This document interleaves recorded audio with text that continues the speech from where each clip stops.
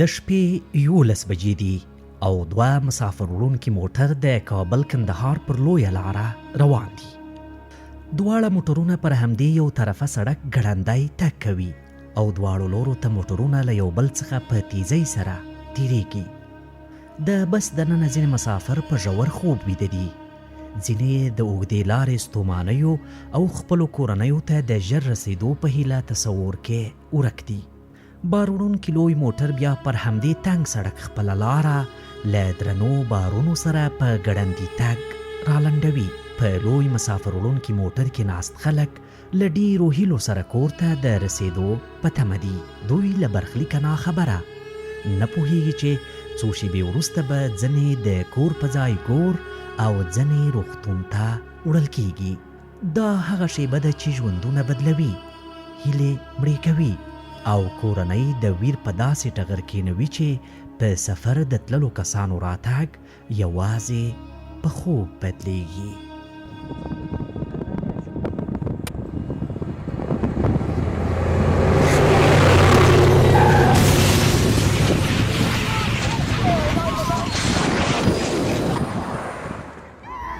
د 2024 کال د دسمبر میاشتې په 19 نیټه چې د 1403 کال د لیندۍ میاشتې له 29 سره برابره ده، د کابل کندهار پر لویه لاره د غزني ولایت د مرکز اړوند شهباز او اندړو ولسوالۍ په ناني سیمه کې په دوو جلا خونړیو ترافیکي پیښو کې 52 کسانو خپل ژوند له لاسه ورکړ او 83 تنه نور په دغو پیښو کې ټپیان شول. از چوکی 13 از شیشه پیشروی طرف افتیده بودم. شیشه پیشروی طرف افتیده بودم. من گفتم ما خیالات رسیدیم، خونه که شو است حتما این رقم میشه که سرم بالا کردم زیر پای ما ویزان بوده. پای ما گرفتم یک رقم چی قصد میزدم، دیگه چیز در یادم نام بیهوش شدم، دیگه چیز نمیفهمیدم. در شفاخانه که آمدم، باز در شفاخانه یک دفعه ناگهان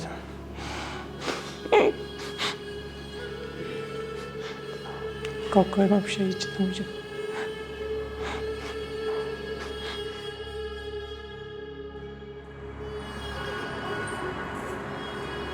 کله چې زه پر هوس پر آل رالمه چې موټر ته دایره غورځولی وم، نو چې ومې کتله ټپیان پراته وه، شهیدان هم پراته وه، بغارې وې، کیغې وې، د خدای پاک رویونه یې نیوله.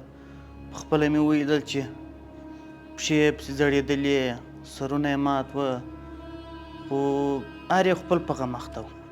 یا سړک خو جوړ و، انشاءالله سړک جوړ و، خو د موټر د استادانو د خوا څه کې دغه دی بې دغه یې چلوي، ځکه چې بار داسې ټکرونه و خطرونه پیښیږي.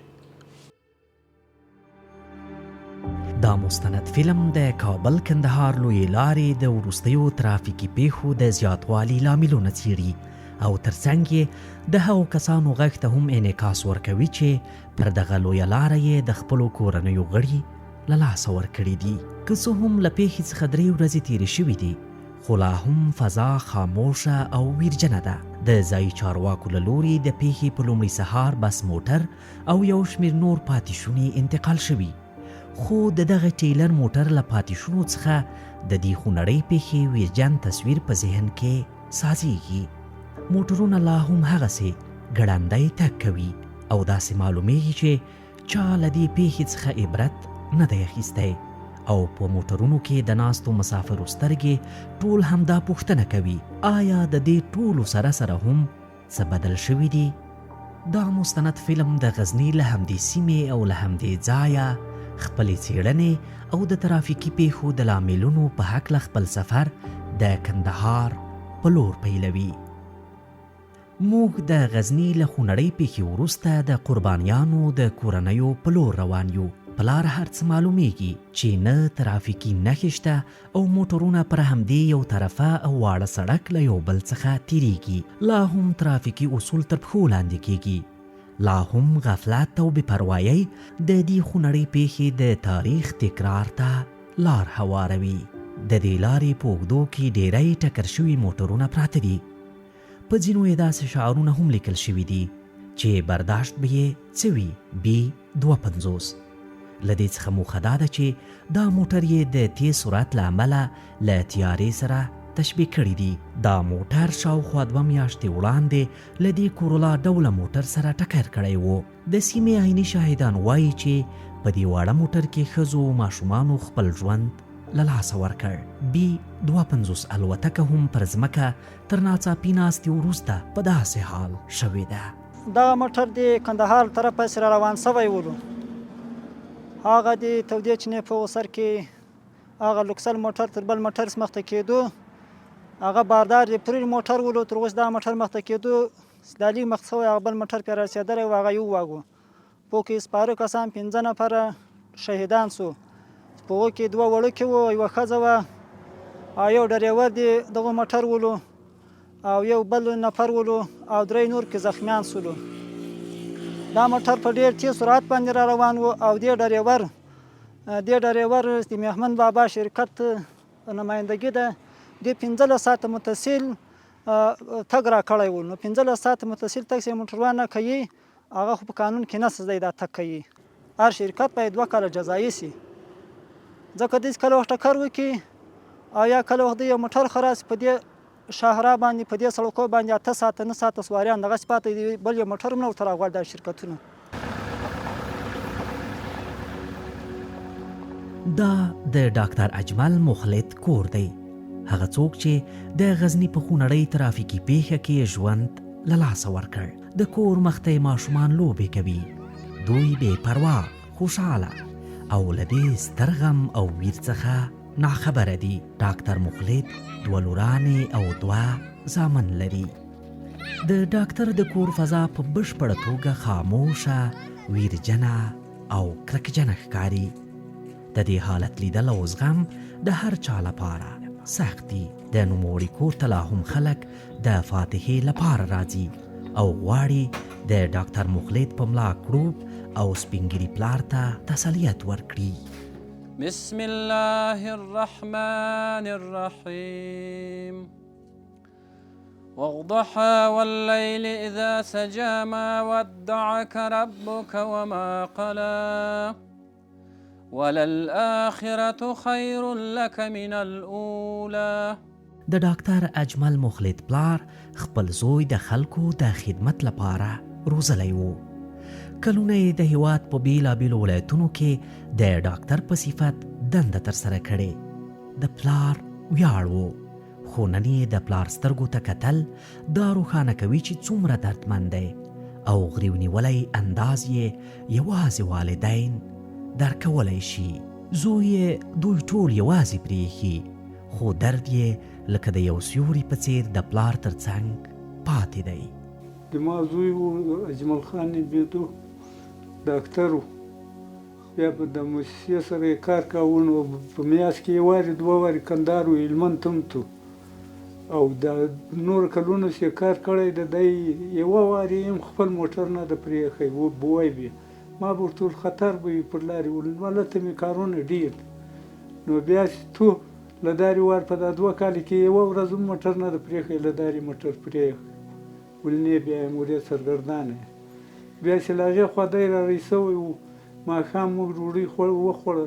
ما تلیفون ورسره وکړو. ما چیرې یې؟ وایي په کلات کې یم، په سدوسي کې در سپورې. سهار ما چای خوړ په خونه کې. د دغه زوی تلیفون مې زموږ په خونه کې پروت و. زنګ ورته راغی.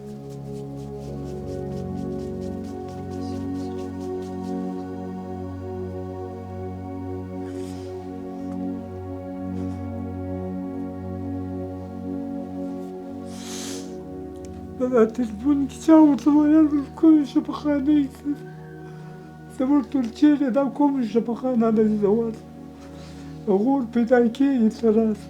ما ته شک راولوېدو چې په دا تلیفون کې څه وویل. د خپلې خونې پسې راووتم. یو دغه ما مشر زوی د هغه مې کشر زوی ده، دی منځګیر و په مابین کې. دی وایي شی نشته ته نه یم ژبه یخ ده. اجمل موټر ټکر کړی ده، لاس یې خوږ ده. موږ به ورسره رابېوړو ته ننوځو. اتې زه ننوتم. د نن کله تکیه راځي دا غم د ګاللو نه و.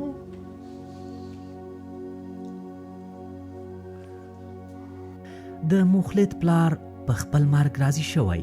هغه وایي غواړي هلته د ټولو عمر لپاره یوه جونګړه جوړه کړي چیرته چې ډاکټر زوی وروستی سلګۍ وهلی دي.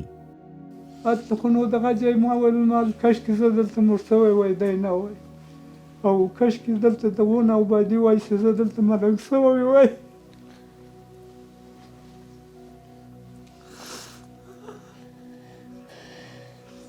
همځکه ټوله دی راته ښکارېدله که دی سره ګرځي. خو د خدای په اړه د 2-5 کسه شهیدان پر یوه ځای باندې ټیلر و، هغه کولا و، همځکه چې ووینې نو بیا به ما په خیال سړی چې سرې ډبرې زړه یې وي مو به ځاړي خوا بیا بده شي. حکومت همدا ده چې دا ترافیکي قانون ته عملي کړي. پر لارې باندې باید دوی په یو 200 متره کې یو چیک پوسټ ولري یا موټر ودروي یا د یو سړي څخه پوښتنه وکړه چې ته له کومه رالې څو ساعته کې دې ځان راورساو. هغه چېرې شوي چت یې څکولي وي، د انسانانو په غم نه وي. دا خو به یوه ورځ پېښه وه، 2 به وي، یو څه به یې عبرت کوو، مګر دوی یې نه کوي. ولې هلته دغه ورکوي، کارتونه ورکوي، بیا د دوی عزت کوي، کالي ورکوي، بیا یې دی تیز وایي وایي چې زر یې ورسوم بیا ما ته هلته مکافات راکوي. حیا مخلد د ډاکټر اجمل مخلد مشره لور ده. هغه د ښوونځي په 5م ټولګي کې ده. هغه وایي د پلار مې هیله وه چې زه هم ډاکټره جوړه شم. په ژړغوني غږ او سلګیو کې وایي پلار مې ویل ستا تر شا د غره په څیر ولاړ یم، خو کومه د غر نشته نړېدلی دی. پلار خو مې تر هر څه ډېر خوب پلار ورته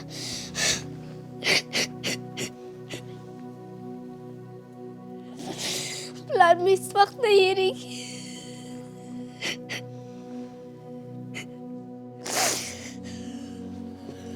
پلار چې کومه مینه ماته راکړې ده هغه په ما هېڅ وخت نه سي هېره. هر څه کې مې ماته ویل ول زه سره یم، مقصد پلار چې راسره ولکله ما له شاوخوا یو غره ولاړو زه نه سوم چپکېدلی.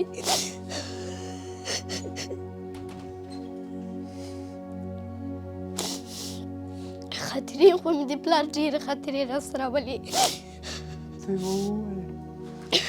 هر وخت به ماته ویل ول زه به تا د ځان په څېر کوم، هر وخت به یې ویل ته به مرکه ته یو وخت ډاکټره یې، او هغه یاد خبرې به زما هېڅ وخت نه هېرېږي.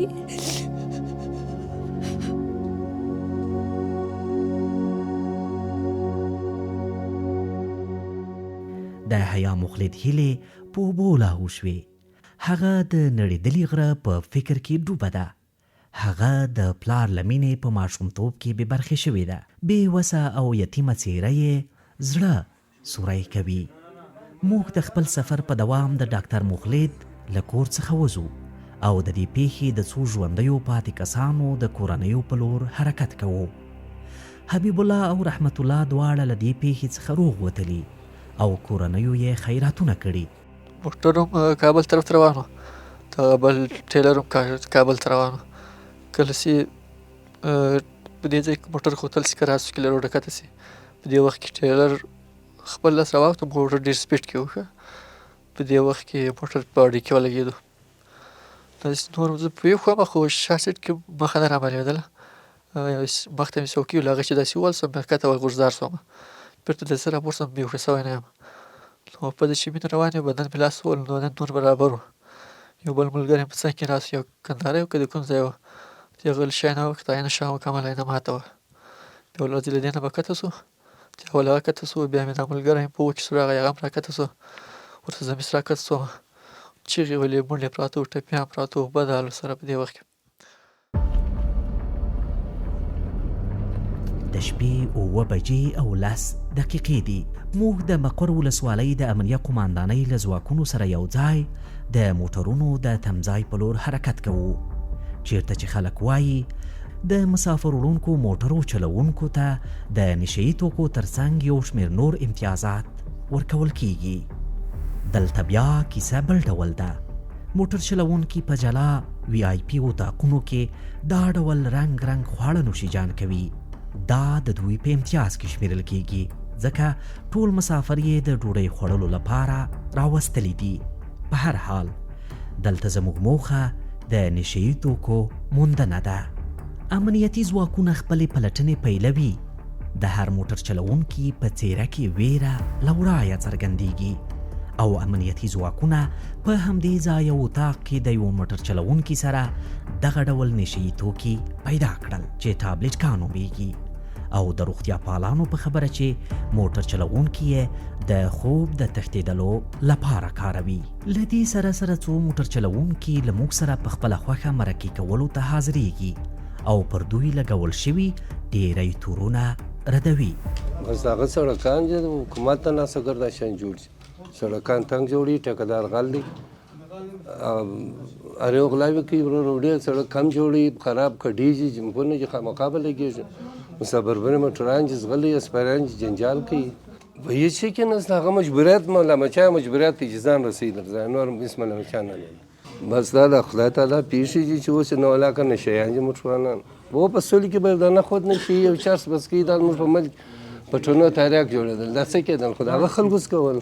دا ټیلران والا داسې روان یي که له دی چې پر یو د کلي پر لار روان یي، وروره شاته پام نسته، نه د خپل سټ کلاس ته ګوري. زه په څو واره پسې درېدلی یم، بتۍ ورکوم، ټوس بریک مې پسې ولی دی چې ته بتۍ ورکوم، هغه وخت دی چې زه ښه پوره ارن وومه، دی سم واري بیا دی بغلته کوي. د سړک پر مابینځ روان یي، زما د منم په یو بل موټر کې ته روان څه پسې روان سې، د سرعت سره کم دی او دی رفتار څنګه کوي. دا اوس دا مسافر ستا پر څو ځایه باندې زه داسې ټیلر پسې ورغلی یم، دی د سړک پر مابینځ روان یي. یو وخت سړک شنی دی، خامې 3 ګزه خامه دی تر اوسه پورې، څوک موټر نسي ځینې غورځولی. بیا وروره دی د سړک په مابینځ کې روان یي. اوس یوازې یو سوال پاتې دی، دغه ځایونه او هغه خلک څوک دي او څومره یې ژوند زموږ له سترګو او د حقیقت د پټولو لاندې پټ کړی دی. په دې کې شک نشته چې ځینې ډریوران په نشو باندې روږدي دي. زموږ کشفي اداراتو په دې برخه کې ځینې معلوماتونه هم ترلاسه کړي دي او په ځینې ځای کې هغه ډریوران چې په نشو باندې روږدي دي د هغو په پلټنه کې دي او د دې معاینت په پلان کې لري چې په راتلونکي کې په ټولو هغه دخولي دروازو د مرکزو ولایاتو کې د دې ټیسټونه وکړي او د دوی معلومات وکړي چې دوی په نشو باندې روږدي دي او که نه دي روږدي، او هغه تمځایونه چې د لارې په اوږدو کې دوی هلته ډوډۍ خوري او یا هم د آرام دپاره ودري، نو موږ داسې اورېدلي دي چې ځینې تمځایو کې دوی ته زمینه د دې مساعده کړي تر څو دوی ته نشهیي توکي آماده کړي. نو په دې برخه کې هم د نشهیي توکو سره د مبارزې معاینت خپلو مربوطه ولایتونو مسؤلینو ته هدایت کړی چې هغه ځایونو باندې هم پلټنه وکړي. نو که چېرته دغسې واقعات حقیقت ولري، دغه کسان به نیول کړي او د شریعت منګولو ته به سپارل کړي. موږ د مقر ولسوالۍ څخه د غزني د ګیلان ولسوالۍ په لور حرکت کوو او هغه کورنۍ پورې ځان رسوو چې د غزني د بس موټر چلوونکي خپل ژوند پکې له لاسه ورکړی دی. دا د ګیلان ولسوالۍ د شینکۍ کلی دی. دلته هم یوه ویرجنه فضا خوره ده. د دې بس موټر چلوونکي پلار د خپل زوی د پیښې کیسه داسې کوي. ډېر زه د ما زوی چې موټر چلاوه په ټوله ما یې بایسکل نه ده کوله، 10 کال یې وچلاوه، په دا 10 کال کې یو بایسکل لا نه ده کوله، د خدای حادثه یې نه ده کړې په دا 10 کال کې. نو دغه وجه خدای هم دی چې په ټول بکس کې پروت و، دا بل شریک چلاوه، بس هغه ته خدای پاک دا حادثه وپېښه. والله موږ غوښتنه خو دغه ده، موږ وایو دا سړکان یې پراخ کړي وای، بیخي تنګ شو سړکان یې مخ راتنګ کړو، او بل د موټروانانو ته هدایت وکوي چې له احتیاطه کار واخلي. وخت د شپې 11 بجې او 24 دقیقې دي. زموږ سفر دوام لري. د کابل کندهار پر لویه لاره غواړو چې په همدې تیاره کې د ځینو موټر چلوونکو نظرونه واخلو. ځینې موږ ته درېږي او ځینې وایي چې موږ وخت نه لرو. ډېری بس چلوونکي د خپلو ټکرونو پړه پر لویو بارونکو موټرو اچوي او وایي چې دوی لایزري څراغونه کاروي او ډېری وخت په دې تنګ سړک موږ ته لاره نه راکوي. داسې دی چې اوس موږ د ټکرو سره چې مخامخ کېږو، د ټوله یا د تیز رفتارۍ د خاطره یا ګوره اوس ټیلران والا موږ خو د ډېر سرعت موږ کم کړی دی.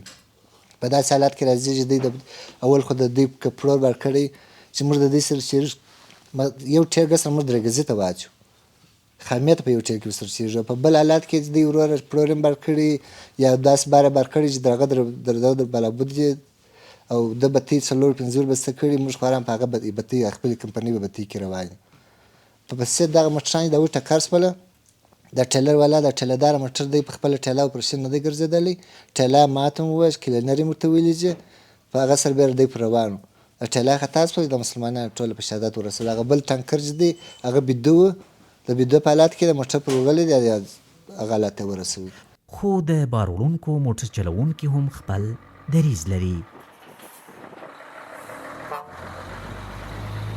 امی گپ کنا گفته خوی گپ کاملا ما خوی گپ تایید نمینه به این خاطر که اول خود چراغای لیزری خود اونا بسته داره وقتی کنا بالای چه پول مینه چراغای از اون خیلی قوی‌تر از چراغای ما هسته دیگه امی میبینه که از جلو ماشین میایی موتر ما زمین روان است و هنوز یک بریک نمیگیره امی تو مستقیم بالای امی ټیلر میایه اونا خو به این فکر خو ما خیزونه بیخی هم فکر نیستی یا خو لیسن زه لرم دغه غلطي زه منم بې لیسنه باید ونه ګرځو که لیسن زوړ وي نوی کوم الحمدلله لیسن خوستی دی خو د خوست ګمرک کې موټر وي لوړ دی د ګمرک کور یې خلاص نه دی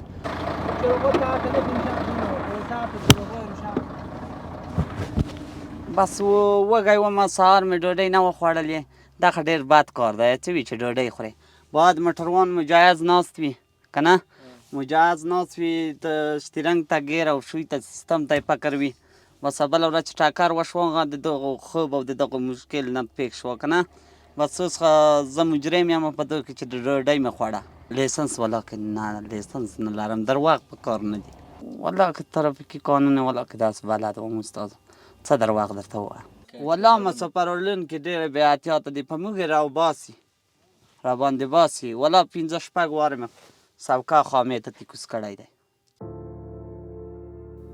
تاسو هم ولیدل چې د لویو بار وړونکو موټرو چلوونکي ډیری بې لایسنسه وو خو کلونه یې پر همدې لاره تګ راتګ کړی د دوی له ډلې یې ډیری ان له ترافیکي اصولو سره هم بلدتیا نه لري د دې بې پروایۍ او نه مراعات شوي اصولو تر شا هر موټر چلوونکی د دې فاجعې د جوړولو او د ترافیکي اصولو سرغړونکي ښکاري هغه څه چې دوی د خپلو کړنو پر وړاندې هیڅ ډول ستونزه نه ګڼي په دې ځای کې موږ یوازې د ټکرونو او د لایسنسونو د نشتوالي کیسه اورو خو تر دې ټولو وړاندې ډیری دا پوښتنه لري چې څوک به د دې بې پروا موټر چلوونکو د غیر مسؤلانه کړنو سزا ورکوي او دا اوږده مرګونې سلسله به کله پای مومي نه ښاري پېژني نه ښه پېژني نه بد پېژني زموږ یې رارهیي کړي چې ملک خرج کړي ځمکه خرج کړي تی موټر په واخلي کوچنی موټر یا لوی موټر تی رارهیي کړي کله بل سره تصادف وکړي که هغه هر څو دغه وي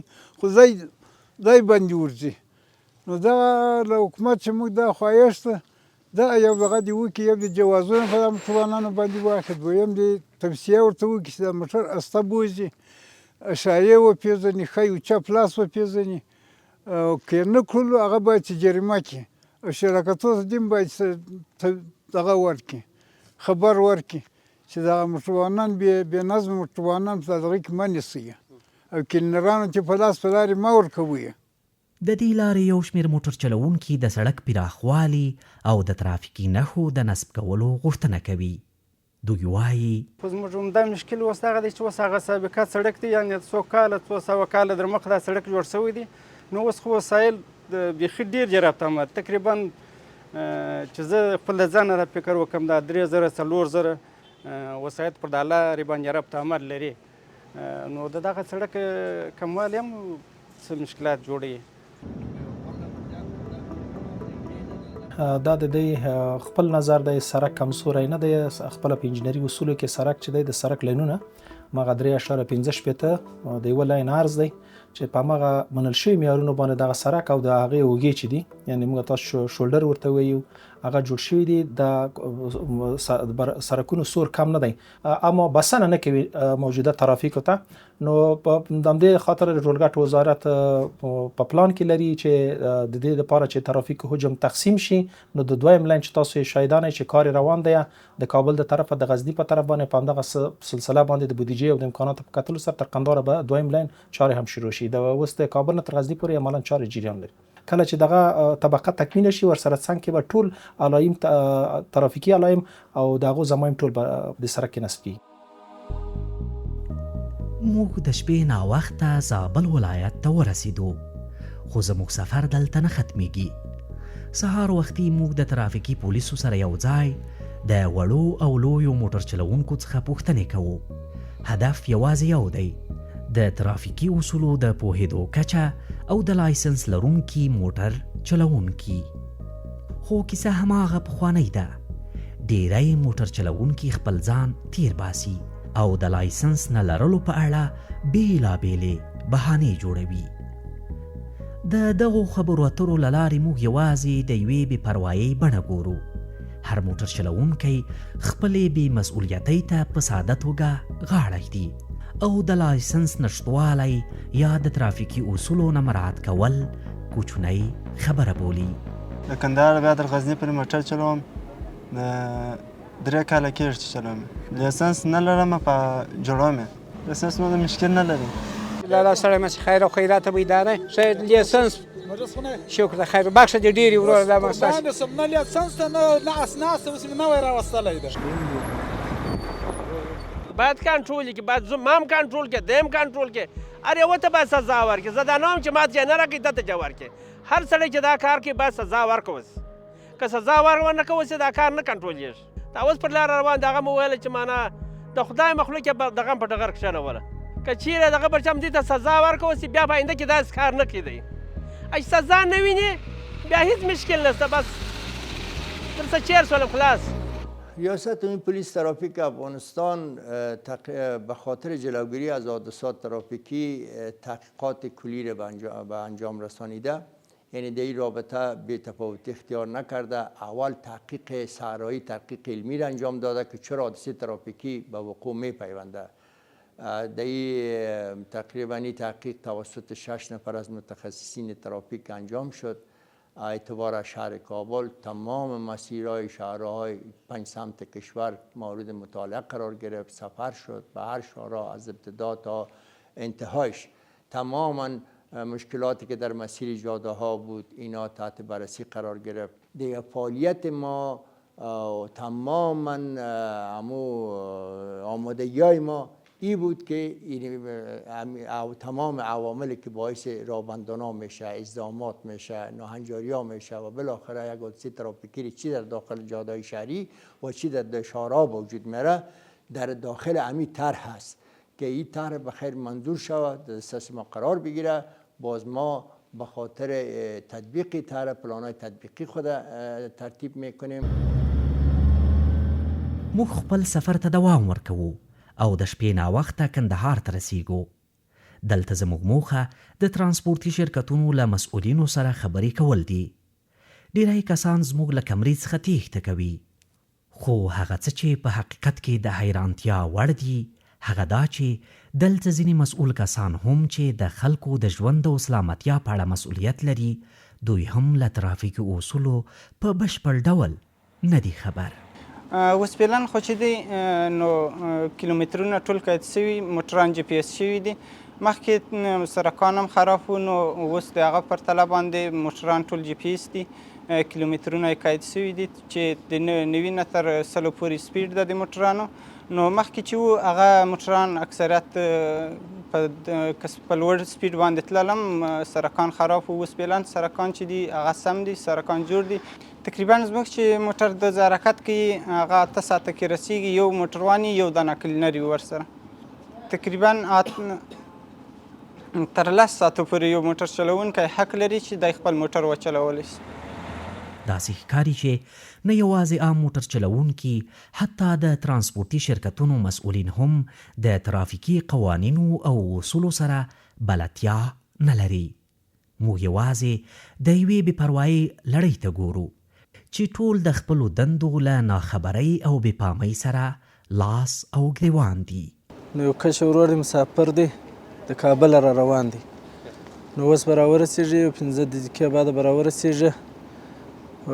موږ دا غوښتنه لرو چې د دغه کوم شرکتو موټران چې ټکر سوي دي، چپه سوي دي، د هر شرکت څخه موږ دا خواست کوو چې وروره ګاډۍ دي سوکت سوکت چلوي په روډو باندې، کوچني موټر ته جوار ورکوي، غټ موټر ته جوار ورکوي، یو او بل ته فاصله سره ورکوي، نه دې رفتار ډېر ورتیازوي، نه دې ډېر دغه ورکوي. اوس روډونه پاخه شوله، دوی خپل موټران په دې نه بولي چې سپاریانو ژوند ور وژغورو یا دغه ور وژغورو.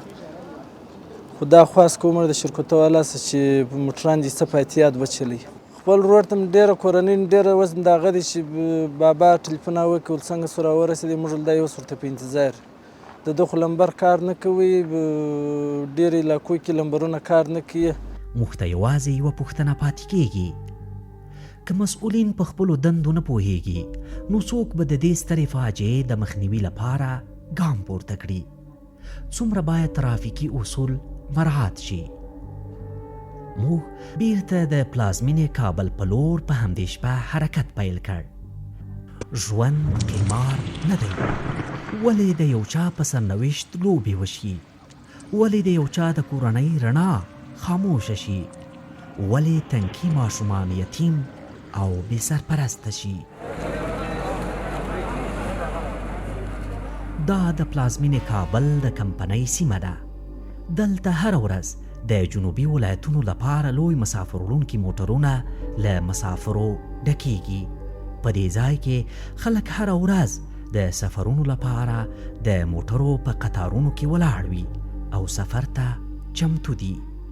دا ځای اوس لکه یو تجارتي مرکز دی او تجارت په پراخه کچه روان دی. هره ورځ په سلګونه کسان دلته په دې موټرو کې تګ راتګ کوي. موږ په غزني کې د 2 مهمو ترافیکي پیښو اړوند تحقیقاتو لپاره حرکت وکړ. یوه پیښه د موهمن بابا شرکت او بله د میرویس خان نیکه ترانسپورتي شرکت پورې تړاو لري. موږ له دې دواړو شرکتونو سره د خبرو اترو لپاره هڅه کوو. د میرویس نیکه ترانسپورتي شرکت ته په ورتللو نږدې 10 دقیقې وروسته موږ مسؤل کس پیدا کړ. دغه مسؤل کس وایي چې 2 دقیقې وروسته زه بیرته راځم او له تاسو سره به مرکه کوم. خو 2 دقیقې په نږدې 1.5 ساعت بدلې شوې او په ټلیفوني اړیکه کې دا ځواب راکوي.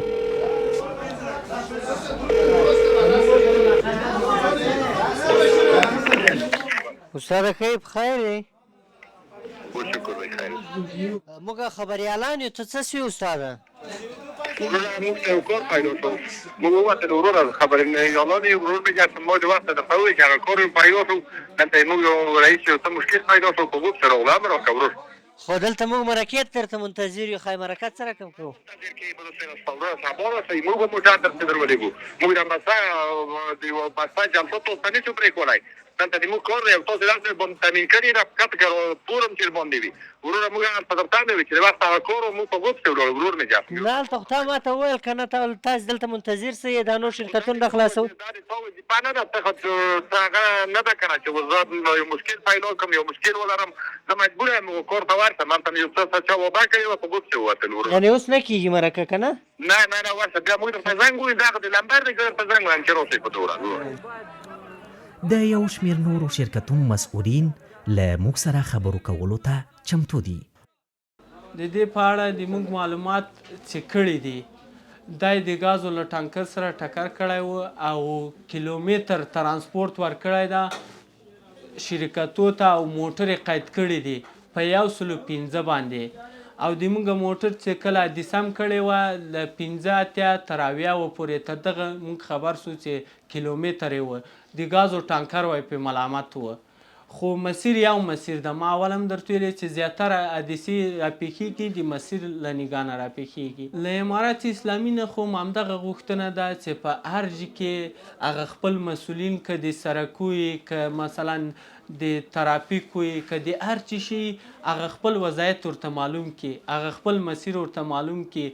او کوم غټ موټر چې دي مثلا هغه د یو وخت دی ورته تعین کړي چې له هغه وخت نه دوی فعالیت پرې راشروع کړي په سړک. اوس وخت معلوم نه وي په 4 ساعتو کې موټر ځي او راځي. پوښتنه دا ده که موږ د کار موخه د خلکو د ژوند د خوندي کولو لپاره وي نو ولې داسې بې پروا او بې پامۍ وکړو؟ کله به د دې پیښو مسؤلین د خپلو مسؤلیتونو په اړه ځواب وایي. ترانسپورت او هوایي چلون وزارت د واټ ترانسپورت په برخه کې هغه مکلفیتونه او هغه مسؤلیتونه چې د افغانستان د اسلامي امارت د چتر لاندې لري همیشه یې کوشش کړی دی او نور به هم کوشش کوي چې هغه ترسره کړي چې په حدودو کې د 8,000 شاوخوا موږ دغه وسایطو ته جی پی اس بسته کړی دی او دغه وسایط موږ هره ورځ په 3 ټایمو کاري کې موږ د 8 ساعت دپاره کارکوونکي د جی پی اس د کنټرول په مرکز کې ورته ګمارلي دي او هغوی دغه وسایط پر لویو لارو باندې چې د افغانستان مشخص لویې لارې دي په هغه کې یې کنټرولوي او ترڅنګ یې کوم څوک په شروع کې سرغړونه وکړي دغه ټاکل سوي سرعت څخه چې 105 کیلومتره موږ د ریزینګ د اصولو مطابق ورته ټاکلی دی توصیه ورته ورکول کیږي او د هغه بغیر که بیا هم سرغړونه وکړي بیا هغه اصول چې هغه تادیبات چې موږ لرو هغه پر تطبیق کوو. د دې ترڅنګ موږ د مسؤلیت په برخه کې لازمه توجه کړې ده. په بین الایتي بارونکو تمځایونو او ترمینلونو کې هر ورځ موږ کارکوونکي لیزري څراغونه او هغه غیري وضعیت چې د مسؤلیت په اړخ کې بارونکي وسایط لري لکه د ټایر برخه چې ده لکه هغه تدابیر چې باید په لویه لاره کې یو موټر چلونکي ولري هغه تعقیب کیږي. داسې لازمه وګڼل شول چې تر څو چې د محکمې پریکړه راځي ځکه په دغه برخه کې مخکې ما تاسو ته یو یادونه وکړه د یوه طرحې په ښارونو کې د بېنظمۍ او د ترافیکي پیښو د مخنیوي یو طرحه په هغه کې وضاحت شته چې کله یوه ترافیکي حادثه واقع سي دیت تداوي د دې مسؤلیت د چا په غاړه دی هغه وضاحت لري. بیا په وروستني پیښ سره بیا هم یو مجلس په رهبري په سطح باندې دایر سو موږ تخنیکي مجلسونه هم درلودل په هغه کې هم یو راپور جوړ سو چې د هغه راپور د پریکړې په اساس باندې اوس فعلا دغه 2 شرکتونه فعالیت کوي د ترڅو چې د محکمې پریکړه راځي. دا مستند نه یوازې د غمیزې د یادولو لپاره بلکې د هغه بشمیره ژوندونو د نجات لپاره وړاندې شو چې لا هم پر دې لار او په B-52 الوتکو کې سفر کوي. اوس د دې وخت دی چې موږ د خپلو کړنو پایلې درک کړو او د یو خوندي راتلونکي لپاره ګامونه پورته کړو.